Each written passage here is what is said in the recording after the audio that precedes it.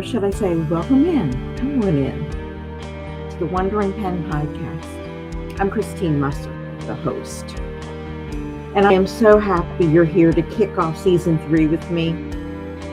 I'm really excited about the conversations ahead for this season. It's going to be stories from people about places, survival, creativity, music, how art revitalizes communities, and of course, the resilience. This season, I will explore with my various guests how ideas take shape in our communities through history, storytelling, and the work people do every day to make a difference. My guests will include artists and authors and writers and musicians and dreamers. An actor who played an extra in the movie Gettysburg 1863, a historian who gives tours and talks at Gettysburg about Civil War medicine. I'm so excited. It will be an exciting season, one that you will not want to miss. So go ahead and press that button on your favorite podcast platform and follow. Share the show with a friend. And always, I invite you to write a review. I always want to know what people think of my podcast, how I can improve, what you like, what you don't. So that just helps me to make it evolve better. So now, let's turn the page and get started with my very first guest of the season.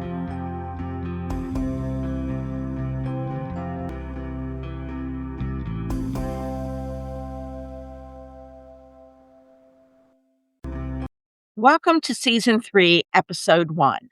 Today's episode took place on Tuesday, March 3rd, 2026. My guest is Sarah Merritt, Senior Director, Community Development, Commonwealth of Pennsylvania.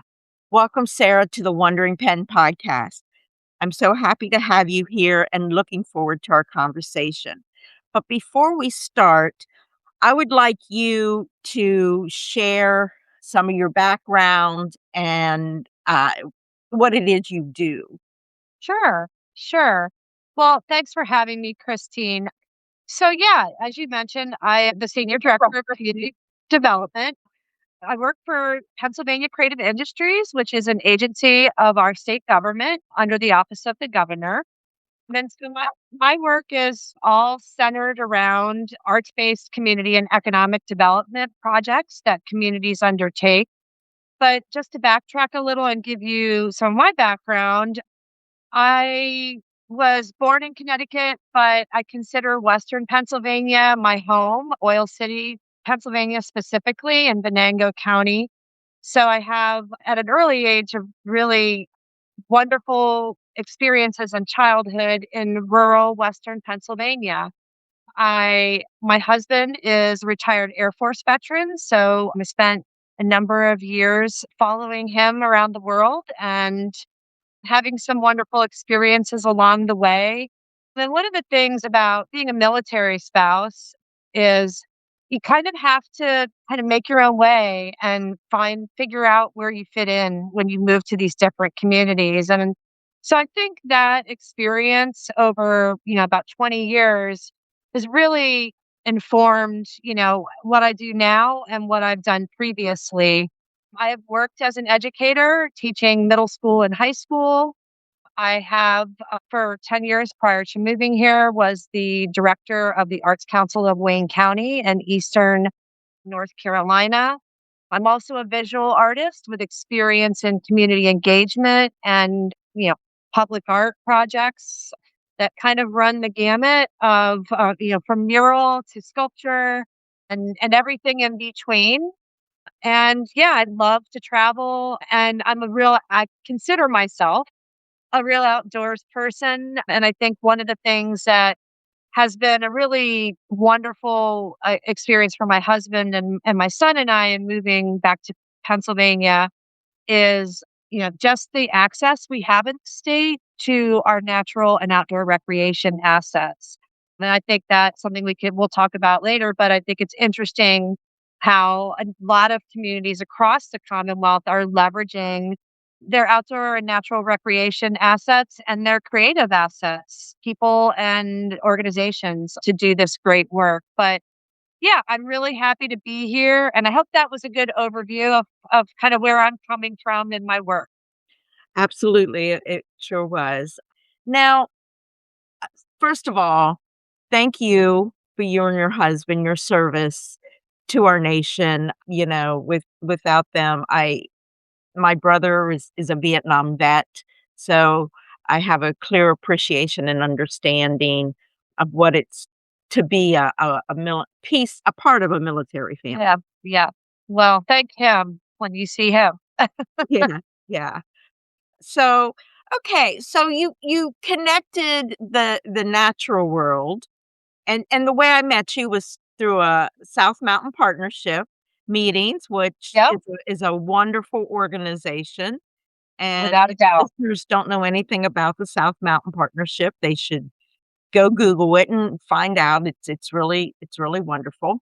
So let's start right with that, with nature and how that works with what you do at the Commonwealth, with your position and Yeah, that's a great question. So I guess I neglected to say this initially, but I've been with Pennsylvania Creative Industries, which is our state arts council, since 2017.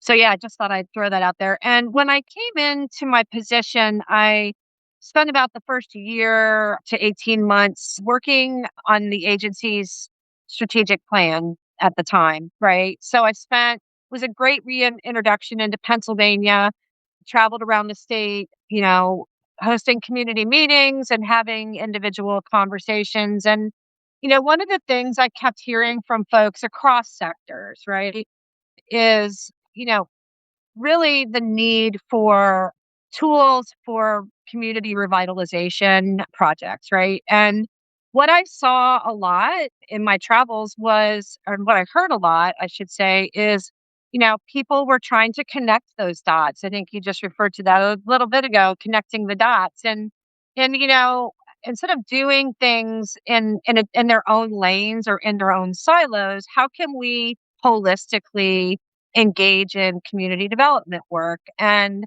that gave me a lot of pause for thought. What does this mean, and how does this work happen? And one of the things, another great benefit we have in this state is the conservation landscapes, and the heritage regions that DCNR manages. And I think those are really incredible tools for communities across the Commonwealth that are in those different regions. But of course, in this region, we have the South Mountain Partnership, which is our conservation landscape. It does incredible work. And I started going to their meetings because I wanted to meet people working in the space of, natural resources, outdoor recreation, conservation and preservation, all of those things.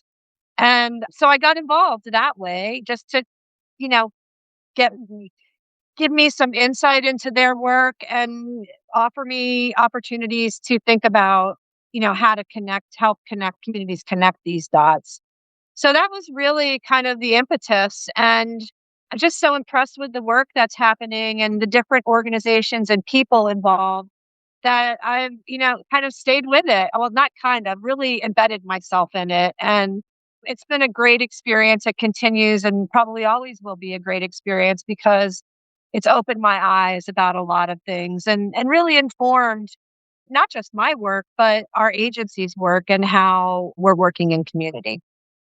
yeah, what I find interesting is I wasn't aware of this. I'm sure there's probably several people out there, that's already aware of it. And we were when we were talking about doing this podcast, you had shared some of the things that this department of the state does. And you were sharing places that have changed and, different things like that. So if you would mind just kind of sharing some of the projects. that. Oh, wow. Yeah. Now that could be a 3-hour podcast, but I'll try to Yeah, keep it just brief. highlight some, I know I Yeah. mentioned, I've seen a couple, places with, where the arts have inter where the arts have changed an area, but they Mhm, weren't necessarily, I guess, done by your department, but mhm. so go ahead and name some places that just come to mind and, and why and, Yeah. Yeah. So, I mean, well, I I love all of the different projects, and I'm not just saying that to be diplomatic, but just to give some examples of how some communities, and this is happening outside of the programming that I work in, the program area that I work in arts-based community and economic development. But in terms of the communities that are being supported by our agency, through our agency, I would give some of the examples I would give would be Kane, Pennsylvania, McKean County, so northern rural Pennsylvania. That's a really interesting project. It's very multifaceted. It includes public art. It includes artist design, wayfinding signage to connect folks on the Kane Knox Trail into downtown Kane. It includes community activities and events that engage the community, and it includes working with creative small businesses in the downtown business corridor in Kane. So it's really multifaceted. And another example I would point out would be one of the completed projects in Meadville and Crawford County, which was the activation of a vacant kind of was a parking lot in downtown Meadville that hadn't didn't have a lot of use, but was just kind of sitting in the middle of this really nice little downtown.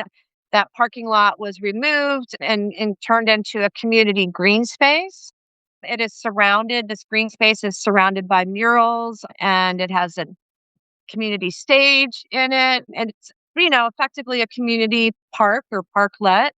And then throughout the year, the partners in the project host community activities and events from, music performances to movie nights. But it's really become a community gathering space. And I think an interesting component of that project is how the folks in Meadville were able to leverage funding from our Creative Communities initiative, which supports these kind of projects. And they received a large grant from the Department of Conservation and Natural Resources. And through that grant, they were able to do some of the infrastructure work, including plantings and some of those sort of things, for the park part of it, right? So it was really great to see how they were able to marry these two support programs for this project. And I think, in terms of that project, and an interesting thing to notice how it's kind of like motivated or spurred on further development in downtown Meadville. So that's another great example.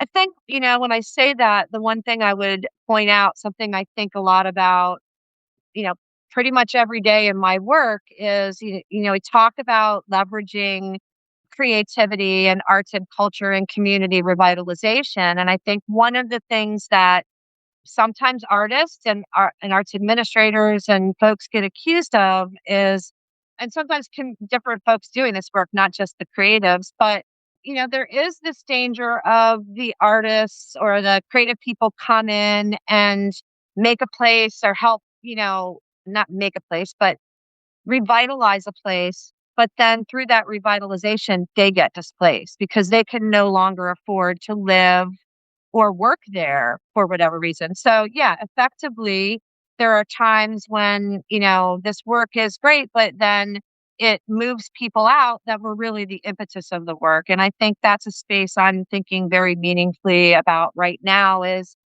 how do we provide communities with the tools to do this revitalization work, but then also ensure that the people that are that made it happen, right? The real impetus Mhm. and the assets, that they can still stay in that place and enjoy the fruits of their labors, and that these places are affordable and inclusive, right? Mhm.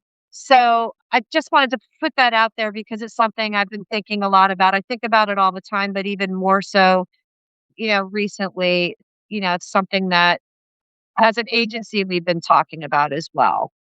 But yeah, to give, I don't know, a couple of other examples, we have a project right now in University City. And so in Philadelphia, University City is kind of surrounded by or embedded in Drexel and UPenn's campuses, right? So that area this is, I guess, a good segue, is people are being displaced in those neighborhoods, right? In the Powelton and Mantua neighborhoods because the universities, of course, are growing. And so, this project that's currently being funded is led by Drexel University through their Writers Room, which is a nonprofit organization that engages faculty and students of Drexel with community members in the Mantua and Powelton neighborhoods.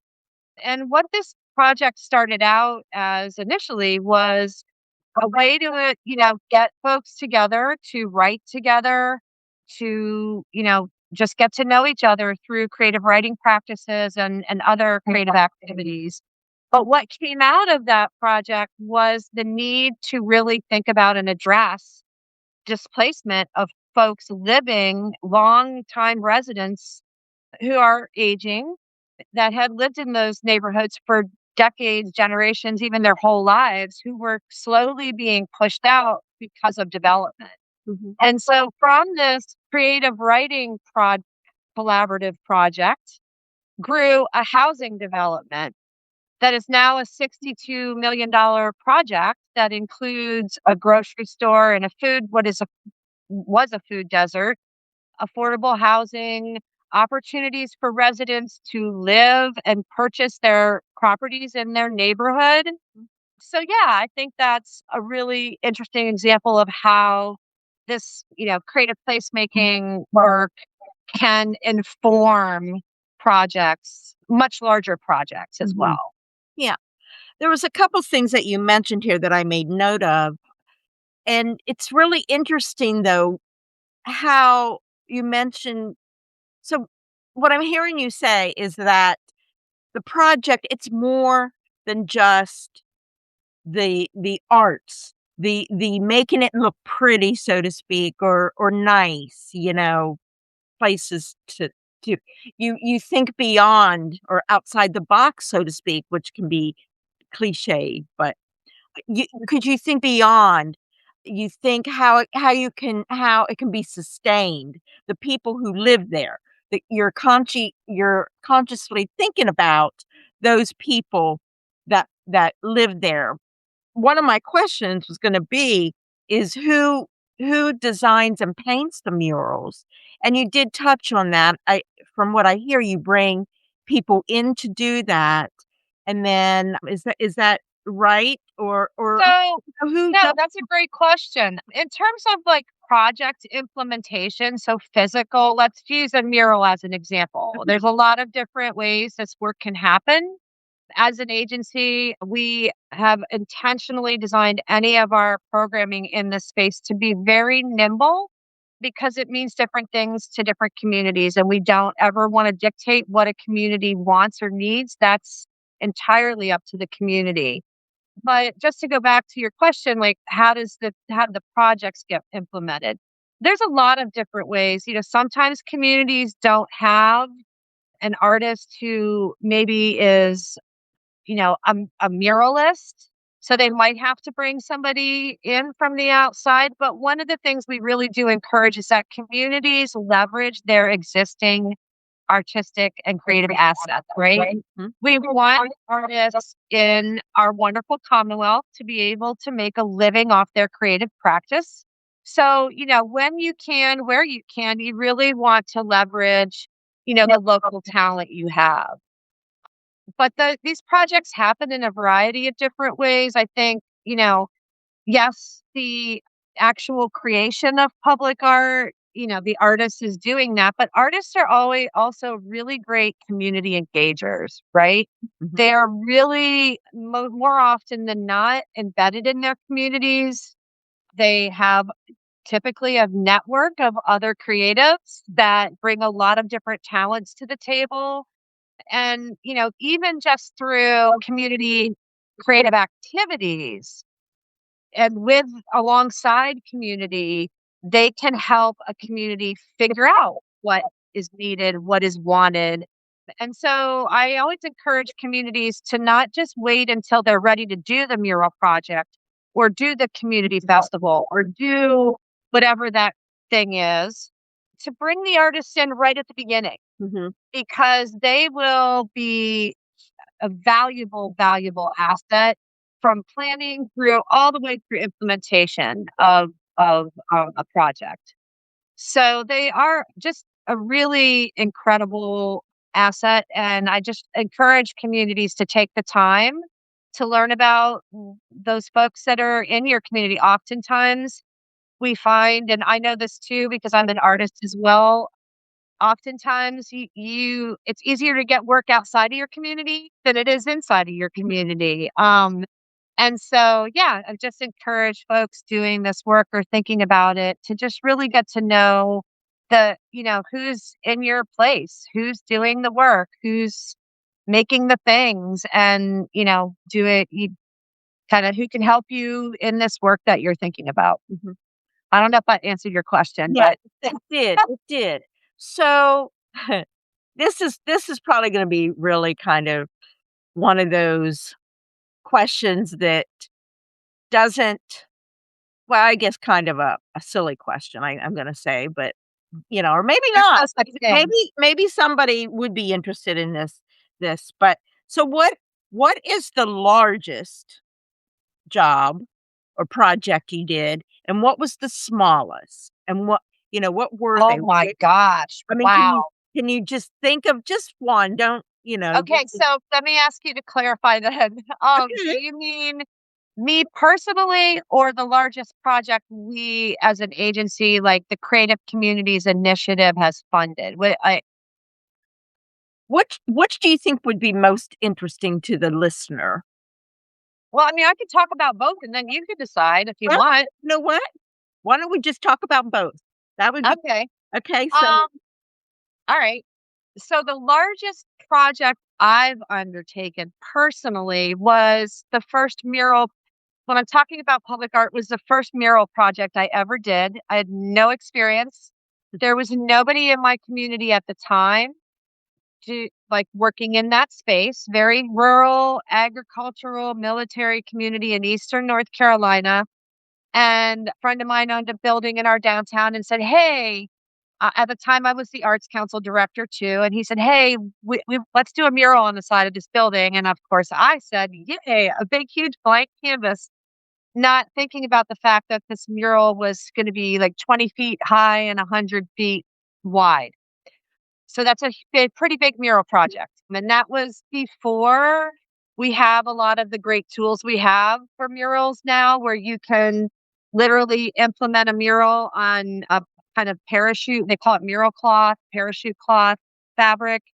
And then basically like wallpapered onto the wall. We didn't have that back in then. That was kind of a new thing that hadn't really come out yet. So that was a labor of love and a very long drawn out project that offered a lot of lessons, and it was a great project, but I would say that was the biggest project personally in the public art realm I've taken on. In terms of the largest project in the portfolio of the grants that I manage.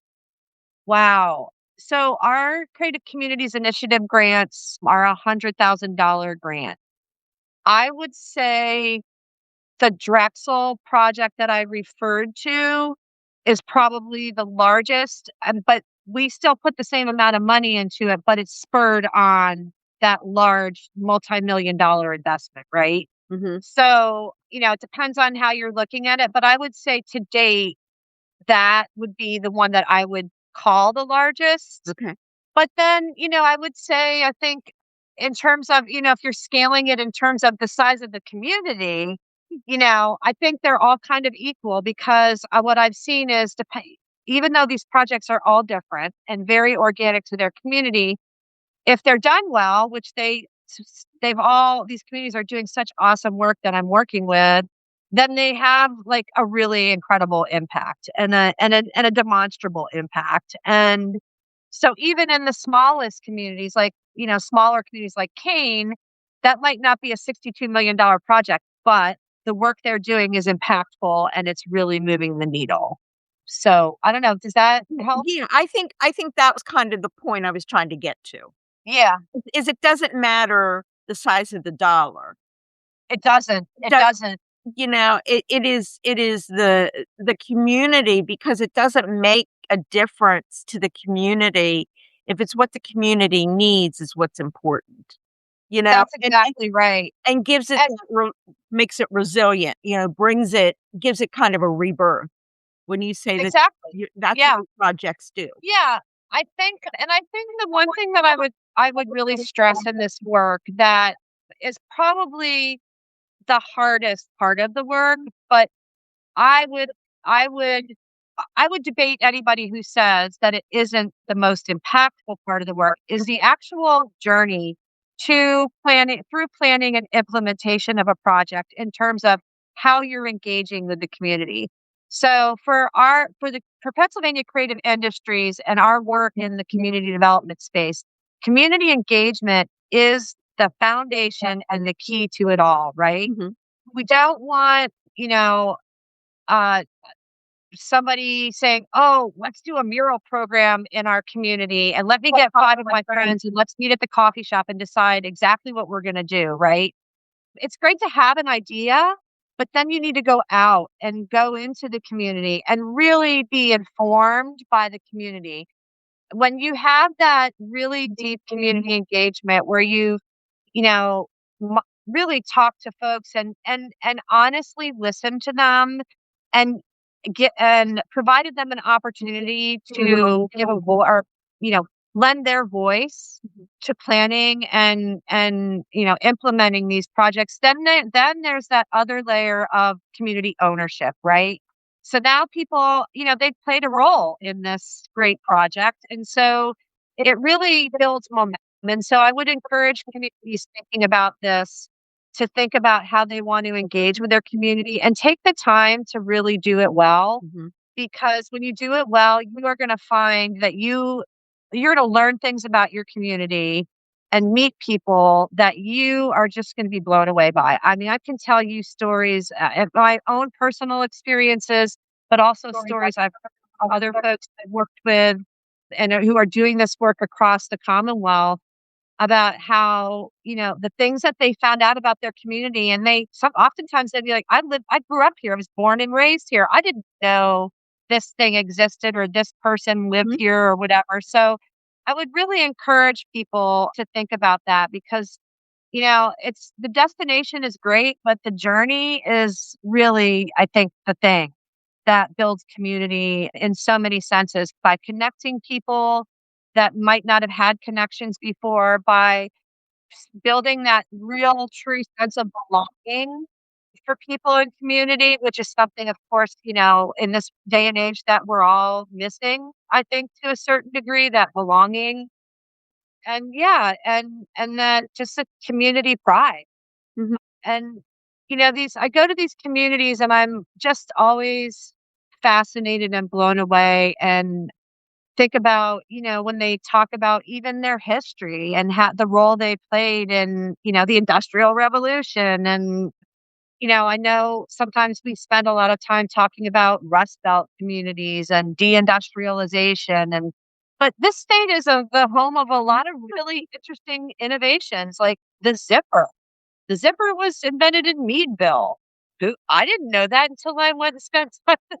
So that's just might seem like a weird thing, but I think like those, I don't know. It's a really a cool, quirky state, and I love it for that. Exactly, it is. It is.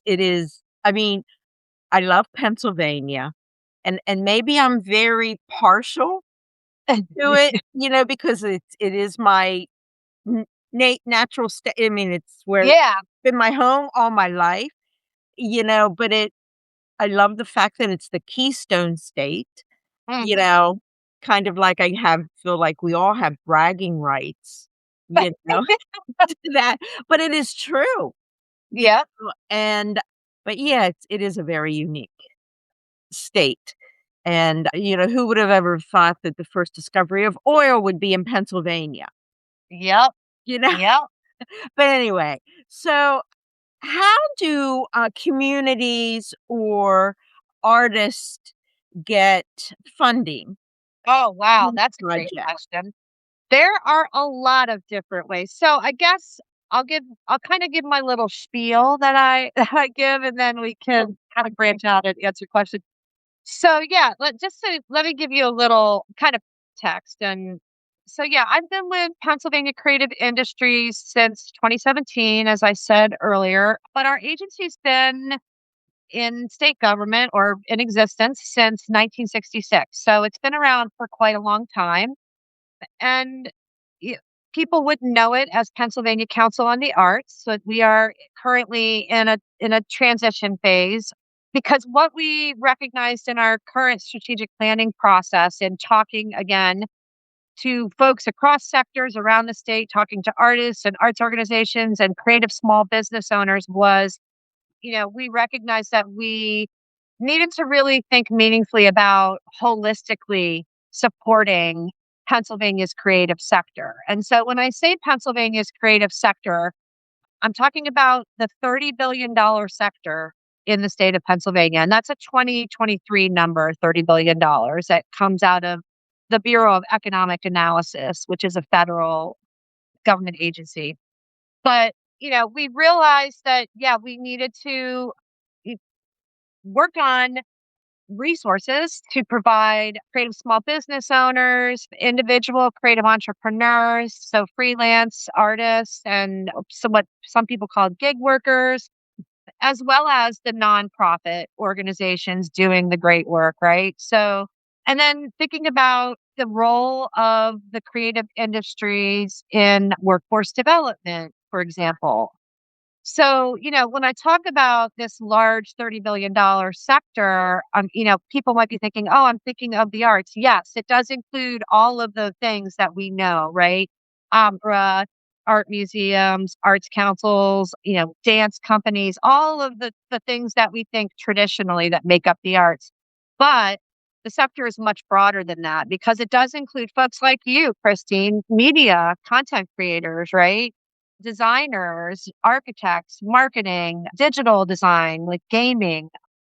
It really runs the gamut. And I think one of the things we're really fortunate in this state to have because of our really innovative industrial history is this spirit of creativity and innovation.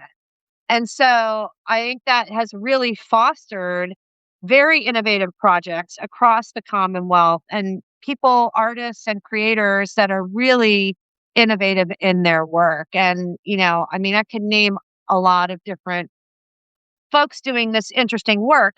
But to get back to your question, how do we support? Well, we provide general operating support grants for arts organizations across the Commonwealth. So that's an area, general operating support grants, that's not a project grant. That is, you can use that for ongoing operations, right? So that's one area that we support. We support creative entrepreneurs. So, we again, as I referenced earlier, we're in the business of making sure that creatives can make a living off their creative practice, right? And when I say make sure, that probably isn't the right term to use. We want to support folks, right? And so, because that whole paradigm or stereotype of, artists as starving artists, that certainly that needs to go away, right? That needs to go away because Absolutely. the truth is, it is definitely doable. And as a sector, the creative sector really needs to kind of like let's leave that behind and change that narrative and that way of thinking. And so yes, we have the Creative Entrepreneur Accelerator program that supports creative small businesses. And along with that, we have a Creative Business Loan Fund. And both of those programs are, kind of they came out during the pandemic and they've really moved the needle in how we're supporting creative folks working in those spaces. So that's a great program. We have some new programming coming about around in how we're supporting arts and education, right? Because we all recognize that that is very important. And it's something that is, I think, about 92% we figured out of our general operating support grantees. So the arts organizations that we're supporting with general operating support funding, about 92% of those organizations are also working in the arts education space as well. So we recognize that that's really important.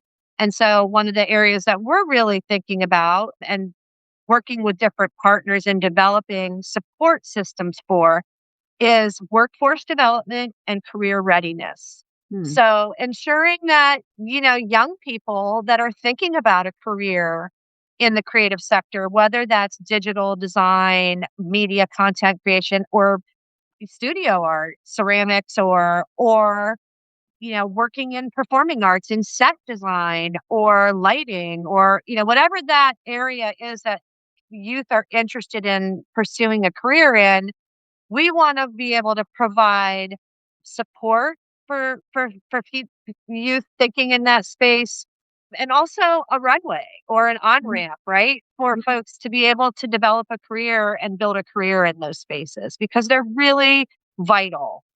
Often we see the people on the stage or the people, front of house or front and center, but we don't see those really critical people working behind the scenes as well. Right. So that career readiness space is an area that we're thinking very intentionally about. But additionally, beyond that, the workforce development space. So even mid-career folks that decide, you know what, I think I'm ready for a career change. And so we're thinking about that as well. And there are a lot of great organizations across the state working in that space in different industries that we're talking with and thinking things through with. So that's an exciting new area that there'll be more to come on as well. Yeah. I don't know if that answered your question.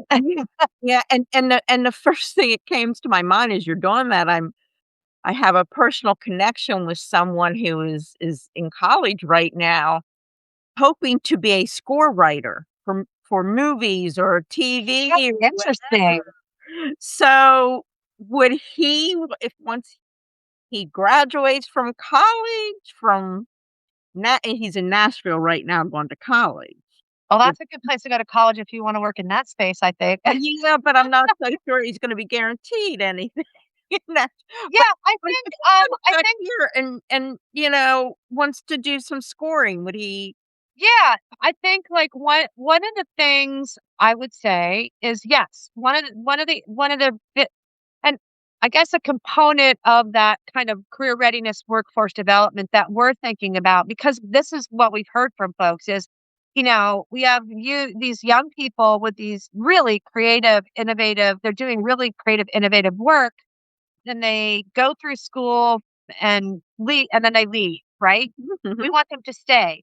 So that is one area that we're thinking about is how can we connect folks to these opportunities, when they're ready to get out into the workforce. Yeah. So that's another area. And I know, we have worked as an agency, very intentionally over the last 8 to 9 years in building interagency relationships, Mhm. which has been really great. I have a colleague that's done some really incredible work with the Department of Labor and Industry. We've had, we've collaborated with the Department of Conservation and Natural Resources on some different projects and Department of Community and Economic Development. So yeah, we're really working with those folks to think about that.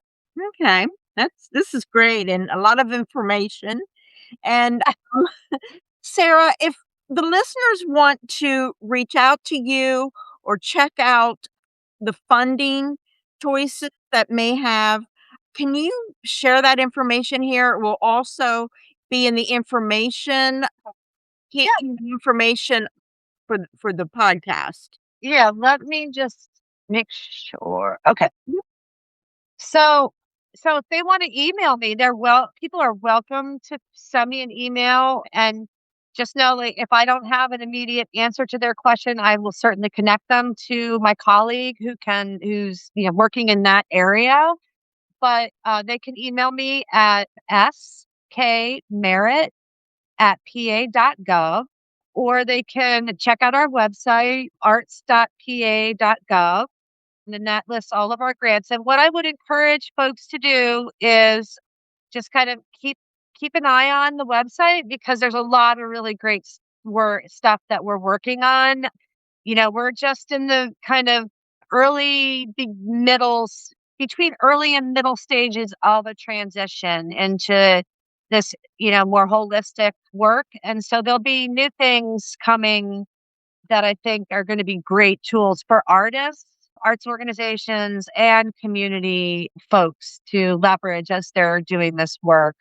And yeah, I mean, I think, we're a small agency. There's only 10 of us on staff, but I like to tell everybody we're small but mighty. And we're really interested in hearing about what people are doing and what people are thinking, and, having conversations about how we can collaborate and support that work.